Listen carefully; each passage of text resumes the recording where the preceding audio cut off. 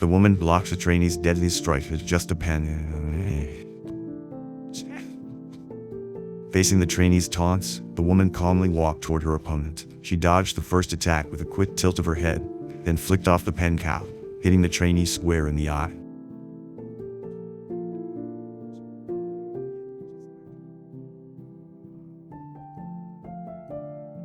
The woman's name was Bok-Soo, the company's top assassin. Years of outstanding achievements had earned her deep respect, making her a figure the younger generation looked up to. But as she got older, Bok-Soo grew tired of the constant killing. She firmly submitted her resignation to her boss, John. But John refused her request. He pulled out 2 grade A files, making it clear that Bok-Soo would only get her chance to retire if she successfully completed the assassination assignments. Left with no choice, Bok-Soo had to follow the organization's orders. For this mission, the secretary assigned an intern named Lisa as her assistant. The two soon arrived at the target's home. The job was to stage the boy's death as a suicide. Bok-Soo first placed a pre-written suicide note, but just as Bok-Soo was about to proceed, she noticed the boy looked familiar. When she picked up a photo, she realized the boy's father was a congressman running for president. For his political future, the congressman had actually hired the assassination company to kill his own son. This crossed Bok-Soo's line. Unsurprisingly, the mission ended in failure. Early the next morning, Lisa showed up at Bok-Soo's door. Because the mission failed, the secretary had fired her without mercy.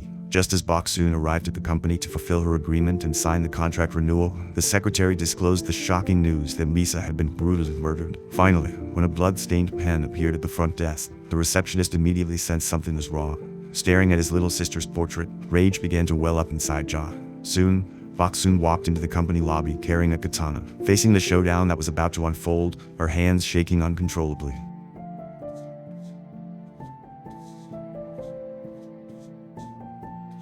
After John emptied every last bullet from his gun, Bok-Soo slowly made her way inside. The first things that caught her eye were 2 razor-sharp daggers. In Bok-Soo's mind, she'd already played out this fight 1,000 times. Against John, whose combat skills were off the charts, Bok-Soo knew she didn't stand a chance of making it out alive.